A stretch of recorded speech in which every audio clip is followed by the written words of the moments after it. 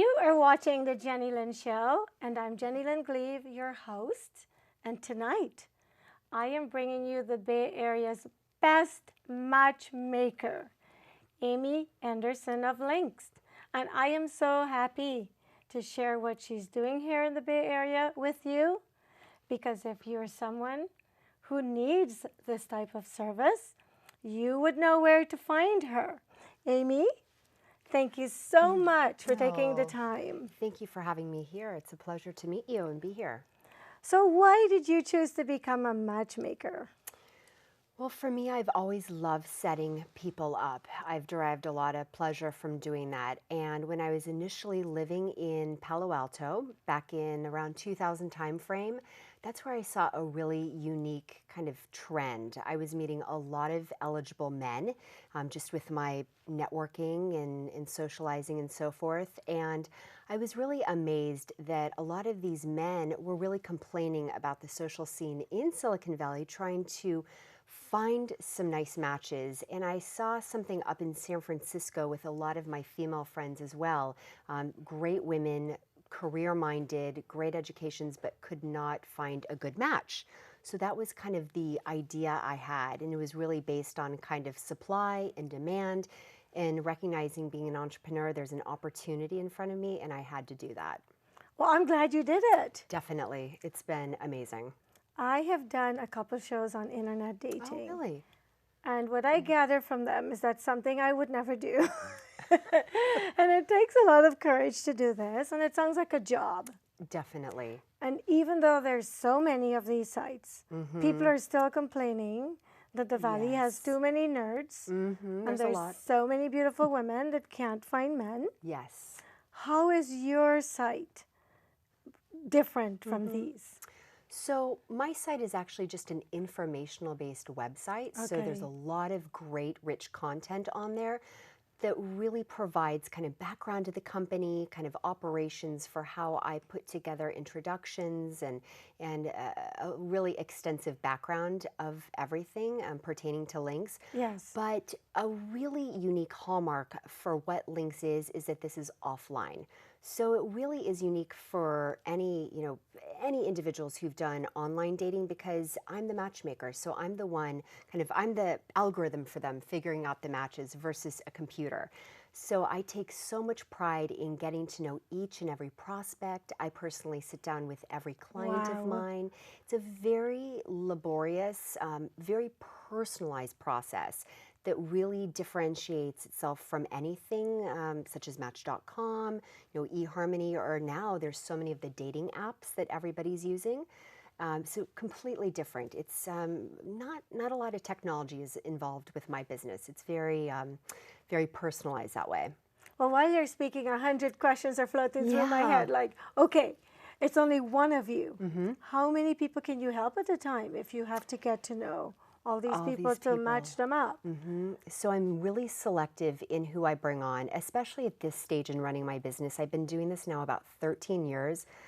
Like somehow the time has just flown by, literally in the blink of an eye. It really has. Yeah. So I have gotten really kind of in a nice, I'd say, kind of cushy position where I'm able to kind of pick and choose who I want to work with, like really individuals that I feel and that communicate to me are genuinely ready for this next step in their life, being there looking for a monogamous, healthy, loving relationship and commitment. So to answer your question, I take on select individuals, just a handful every month, because otherwise I would be completely inundated and really not able to deliver exceptional service to them if I was working with everybody. And I do have to turn a fair amount of business away just because I simply cannot, as a small business owner, sustain that and be able to represent everybody. That's completely understandable. So I'm single and I want to meet a guy. Okay, and wonderful. I come to you. Then what happens? So typically, I'll take you through the process. So usually you would be referred in by somebody that I know. So this is referral based. I actually don't do any advertising. Oh, So that's kind of the first step, would be a referral from somebody that I usually know. It could right. be a friend, it could be a former colleague, a current client, a former client. So that's kind of step one. So right there, it's kind of for me based on trust. So I'm trusting whoever referred you in that, okay, you're going to be probably a great fit for Linx. So beyond that, to take you through the process, you would do some pre-screening questions. So my pre-screening questions are really a good way to ensure that you are kind of adhering to the overarching standards of what is Linx. So specifically, I'm looking for individuals who are educated, who lead robust, interesting, dynamic lives outside of career. So definitely, having a job that you feel good about, but importantly also doing things outside of career. I want to see that you lead an interesting life, because I've learned that's what my clients are looking for. Right. And then also just being healthy. Of course, there is a sliding scale for what healthy is, but I don't work with smokers, so that's kind of I think just a baseline for that. But beyond that, just, eating well, taking care of yourself, because again, that's what my clients tell me they're looking for. So that's kind of the basic pre-screening questions.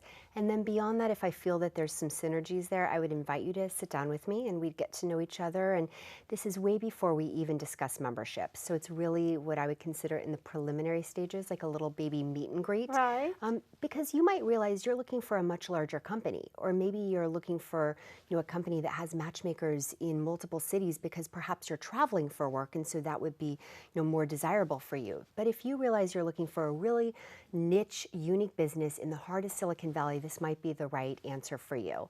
Then beyond that, there's homework involved. So there's an application. So I kind of consider it like an application for grad school for love. So there's a lot of Wow. questions on there. I'm asking about your past relationships, the pros, the cons. And then the fun part is really defining what you're looking for in a match. So kind of your wish list, and talking about that with me and coming back for another interview. So there's a lot of steps. A lot of steps. What kind of success rate have you had? So success for me is kind of a multi-tiered response. Really, I would say just from the very start of working with somebody, kind of the minute he or she walks through my door and becomes a client of mine, they've really substantially increased their odds of meeting somebody due to the scrupulous kind of process, the vetting, and just kind of the unique methodology of what is Linx. But way kind of beyond that, I would say, on a very simple level, typically when I set two people up and they go out for a fun date, usually they report back to me that they're going out again. So for me, as a matchmaker, that's kind of like, yes, okay, they like each other, they're Right. going out again, like very good. Let's see, if that chemistry develops further. I currently have multiple couples in exclusive relationships. There's been a lot of marriages, lots of babies have been born, and no divorces yet. Wow. So yeah, so I'm very proud of that actually. In 13 years, no divorces. You're doing something right. Yes, match by match, I'm trying. So have you ever set up two people and they've gone out and maybe went on a second date and then they decide maybe not so much? That happens. That definitely happens. So a big part of my job, kind of beyond that of matchmaker, I have really kind of recognized in the past few years just how important my role of confidant, really advisor, kind of coach, friend is for my clients. So in those cases, usually I'll kind of paratroop in and give them advice, and they know that they can always talk to me in a confidential way and use me as a sounding board and just kind of solicit my my feedback, my advice to help kind of guide them and really allow them to kind of stay on the course towards ultimately finding that relationship. So for people that might want to give up so soon, I would talk to them and I'd try to understand what's going on. I find that this occurs a lot with people who have been very accustomed to high volume online dating. So people who've been doing, multiple online dates, they're used to kind of that quick turnover, hot, not, more, they just, more men, more women. I mean, it's like an addiction almost. And so, but they're very quick to give up. And so often I find when I remind them that, this person is really meeting a lot of the criteria and the metrics you're looking for, why don't you go out just one more time? That's when sometimes in those situations, that individual will have like a moment of kind of clarity and say, okay, maybe there is something here. But other times, it's just not meant to be, so we move on. We definitely move on. And so can you just set them up with other people? You don't just dismiss them. You just keep setting them up. Absolutely. Right. It would really depend according to their contract. So I customize all levels of membership, and it would depend on the number of introductions that client has. So let's say kind of, a basic minimum type of premium membership would give a client 8 introductions. Oh, okay. So again, it's a relatively small number, all things considered to, let's say, online dating, where you could go out with 8 people in 1 week. But to answer your question, yes, I would read that feedback. I'd talk with you. I'd understand what's working or not working. I'd often tighten the criteria that the client's looking for, fine-tune things, and then present a new candidate. So my kind of matchmaking methodology is very deliberate. It's really slow, actually, and it's really thoughtful, where I always present you with an idea. Okay. I never kind of force a match. I never say, you've got to meet this person. Of course, I'm going to showcase my enthusiasm when I'm really excited about a potential match for a client, but I really want to make sure that you are genuinely kind of edge of seat, like, wow, like I really want to meet this person, versus lukewarm, having reservations, anything like that. It's just, I've learned it's not worth it to push if somebody is having some resistance. All right. So after you've done all your homework and you think, okay, these 2 would be a good match, then you introduce them. They go off and they do their thing. Yes. And then they either come back and say, oh my gosh, this person was great, and then they go on dates. At what point do they decide, okay, Amy, we don't need you anymore?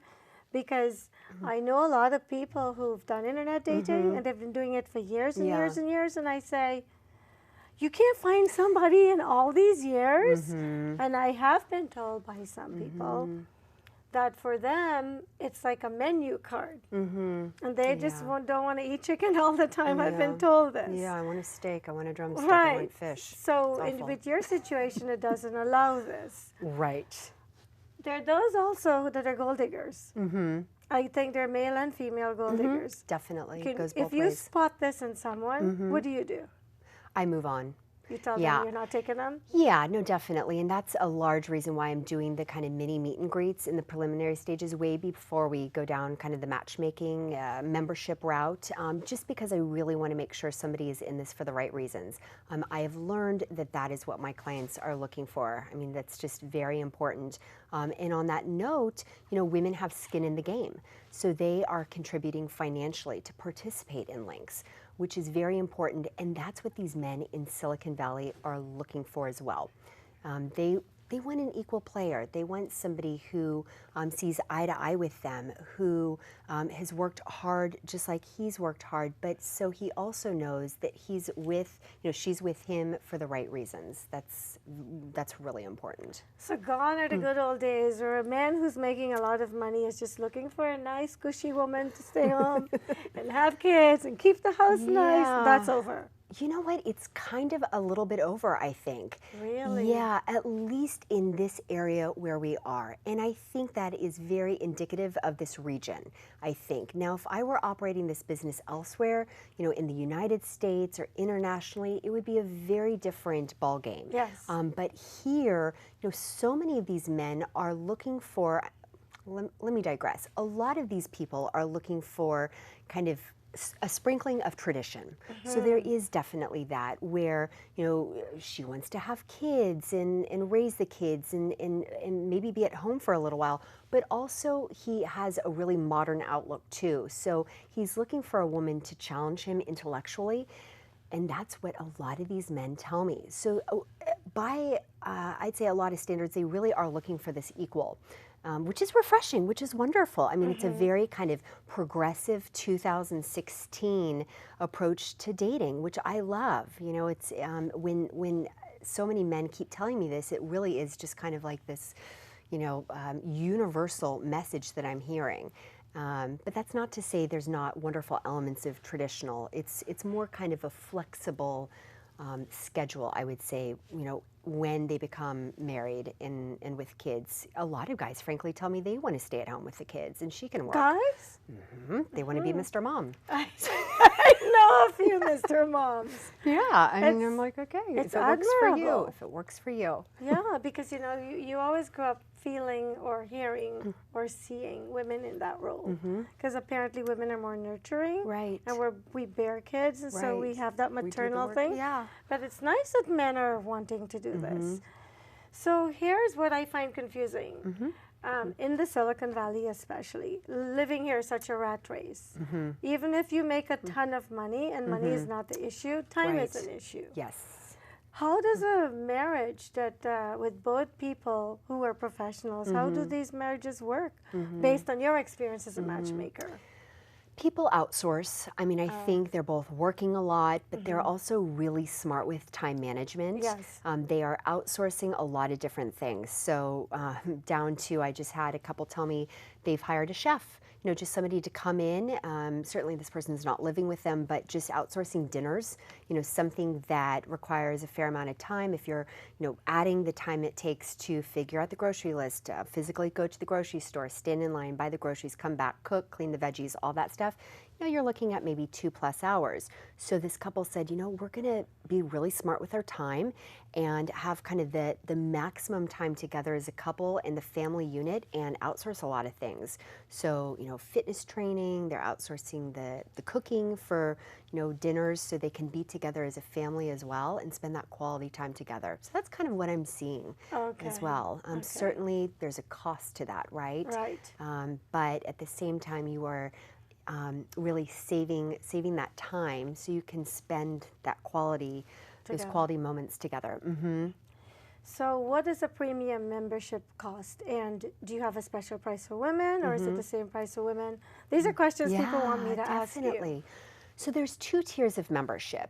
Really, you either choose to become a premium client, and with that, you're going to get a guaranteed number of introductions, and you and I are going to work really closely together to identify these different matches. Okay. Or you're going to choose something very passive in capacity, and with that, there's really no guarantees. You've been vetted by me, I've met you in person, I've kind of put my stamp of approval on you, but you're really passively in the database where there's no guarantees. So to answer your question in terms of pricing, for the really passive level that I call match applicant, that's $200 to participate. So you might never get matched, but the truth is I actually don't work with people pursuing that program unless I know that I could probably match them, because otherwise it's a waste of everybody's time. Right.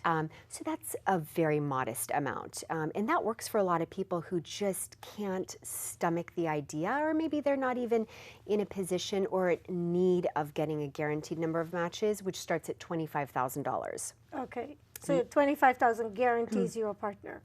No, 25,000 gives you 8 matches. 8 matches. Yeah, I wish I could be kind of a genie and say, okay, I'm going to find you your husband. So out of 8, gosh, you got to be able to find one. Yeah, hopefully. I really try to ensure that people are ready, right, where the timing is right. But my vetting process does weed out people where they realize they kind of have a moment of catharsis and, just introspection saying, I need more time, because they know that this is really high stakes dating, emotionally, financially, and they want it to work. They want those results after those 8 matches. They really want to find somebody. So in some cases, this just happened a couple of weeks ago. A guy said, I really respect your processing me, but I'm not ready with going through divorce. So I said, give it 6 months, give it a year. I'm going nowhere. You come back when you're ready, because he wants it to count. Because otherwise, yeah, people definitely would be disappointed. So somebody who's paid $200, would somebody who's paid $250,000 be interested in meeting that $200 person? Or do they see I can't help asking. Or do they see this person as less of an equal? You know what? I tell people in that case, like, don't talk about the finances, because that's not very romantic, right? But, for my VIP clients, this is somebody who's paying even, beyond the $25,000. They can be paying the $50,000+. These are people who are signing up to be part of Linx because they see the value in me recruiting for them. So Okay. they don't want to limit their search to just current clients, whether those individuals are paying the $25,000 or maybe less or the $200. They want me to kind of find individuals and really cherry pick people who are completely out of network. And I do that through a wide range of different techniques. So in those cases, they know that that person probably has not even paid anything. Now, I've met that person, they've signed some legal, forms and done a little bit of paperwork and homework for me, but that particular VIP doesn't even care about the money. Money's not an issue. It's like, find the right match. If that match lives in Timbuktu, introduce me to that person, How would you find the Timbuktu people? Facebook. Yeah. Oh, this is awesome. So, have you ever had someone come in as a VIP and halfway through the process decide that they met somebody on their own? What happens with the money they paid? Do they get it back? No. So that happens. That can definitely happen. In fact, I've had a situation probably about a year and a half ago, starting to work with somebody, and they're so excited, and then they just met somebody like a week after. So that happens, and that can happen, especially when, again, people are so ready and the timing is right because they're, just exuding that positive energy that starts attracting people into their life, and they can couple up right away. So there's no refunds. I mean, that's just kind of called a risk somebody takes. That's covered in the membership agreement that I walk everybody through to really kind of explain, the procedures and the protocol and just some of the business kind of practices involved. So I would say ultimately, it's worth it, I suppose, because, even if somebody didn't meet vis-a-vis Linx, they met somebody on their own, and that's really exciting. And maybe had they not gone through the Linx process, the homework, the application, the moments of catharsis and introspection, that they wouldn't have met somebody, perhaps. What does VIP membership involve? So VIP membership involves a lot of homework. A lot of homework with Linx. And then a really extensive meeting with me, really fleshing out what they're looking for with their match. And then really at that point, we are collaborating together, myself, my wordsmith that I hire on a case-by-case basis, who does a lot of the marketing of different profiles of clients on my website. And then working with the client to really kind of figure out a really beautiful marketing message that describes him or her and that of the match that they're looking for. And at that point then, they know that I'm going to really kind of leverage my brand and kind of push their message out there with what they're looking for. And I'm doing that vis-a-vis my website. There's kind of a section at the top that says active searches for men, active searches for women. And these are just a select group of some of my VIP clients. Okay. So I'm doing that. I might market it on Facebook. Again, kind of pushing that message out, seeing who might bite at that opportunity. And there's really fascinating things that have happened through that. So that's what the VIP is really signing up for, kind of seeing the inherent value in that and kind of what I'm capable of doing for my clients, which is very cool. Over the 13 years, which has been your most memorable couple? I'm not asking you to name them, but why? What was it, and who, and why? Why was it your most memorable? I would say it's one of my more recent couples.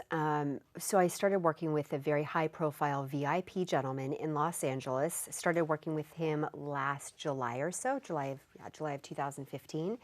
And, to be honest with you, when I first signed up, him as a client, I was really kind of unsure of how the search would go. He's much older, so he's in his 70s.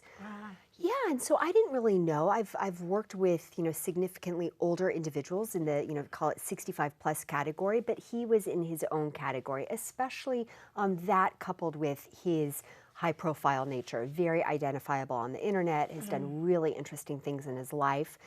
So kind of all these factors together, I didn't really know what to think or how it was all going to kind of play out in the end. Of course, I was going to do my absolute best and deliver exceptional service for him, and I was just really excited to start working with him. So really what became interesting was I put my search feelers, because he's based in Los Angeles, down in the Los Angeles area, and there was a lot of women who were very interested in potentially meeting him. He had 5 introductions and liked all of them. So again, he was really happy and they liked him back. So again, you know, great comments coming from the women. He was a gentleman, he treated them really well. So all the important things that I knew, that he was treating his matches really well, treating them to dinner, being a good guy, asking good questions, genuinely like in a good place in his heart to meet somebody. And then one day I got an email from a woman in Los Angeles. And the moment I got her email, and this was not to meet him, mind you, this was just, I'm interested in your services. I saw her information, I'm reading it, and I'm thinking, oh my goodness, I have got to somehow match the two of them. Like, this is so his type, and based on what she's looking for, he's her type. So I asked her, I said, can you fly up to the Bay Area like ASAP, as in pronto, like tomorrow? And she got up here in a couple of days, and I met her, and I knew that there was something there. Now, I didn't know if she would be okay with his age, given, you know, she's a bit younger than him, and she seemed really open. And at the end of our mini meet and greet, I said to her, I'll see you at the wedding. And I've never said that to anybody before, but I was that confident that this was a sustainable, amazing match. Matched them, and they first had their date, I think, very first date was early October. He proposed 5 weeks later. Flew her to New York and was like, I'm going to get you the biggest rock in the world. And she's like, awesome. Okay, thank you. So they picked out the stone together and proposed over Thanksgiving, and they're getting married in June. So that for me is just kind of like, wow, like it really worked, and I had no idea, and just so, you know, so exciting. I'm really, really thrilled for them. Darn it, we're down to 2 minutes. And I still have 100 questions. Oh my gosh, you're kidding. Okay, I have to ask you this one before we go. So you have all these people. How do you find partners for them? Do they have to be members? No. Or do you just look for random people? Yep. So I have a whole pool of them in here. Wonderful. I hope you're seeing. Absolutely. So I would tell everybody listening and watching to go to my website, and then there's an area where you can submit your information, and I'll look at you for consideration for some of my clients. So there's so many ways to potentially work together. So definitely you can be part of the big database, and you never know, I might reach out to you and say, let's sit down together. I might have the perfect match in mind for you. Awesome! I am so happy, Amy, that you came. Yeah, absolutely. You're the first matchmaker I've ever met my in my goodness. life, and I'm sure you are the best. Oh, thank you. So we have come to the end of the show, That and was so once quick. again, whenever I'm speaking to someone fascinating, time flies. Amy, I think what you're doing is wonderful. Oh, thank you. I'm someone who personally does not believe in dating sites, so it's great that you're an alternative for people like myself who doesn't want to deal with the internet dating. So once again, thank you for spending time watching us on the Jennylyn Show, and hopefully you'll be contacting Amy. What's your website, Amy? It's www.linxdating.com, LINXDATING.com. And we will all live happily ever after. Oh. Thank you, Amy. Thank you. It's a Thank pleasure. you. That was great. I'm really happy to learn about your organization. Thank you. That was wonderful. I That went love by that so last quickly. I know. It's really story. cool. It's really Amazing. cool. It was very, it happened so quick. So quick. So, I know. Well, there's so many people, too, who just don't know where to meet the people. Yeah, You know, no, it's just like, definitely. It's they have really- I know a lot of really beautiful women. Yeah, And it's like, no. the majority of the guys here are so nerdy.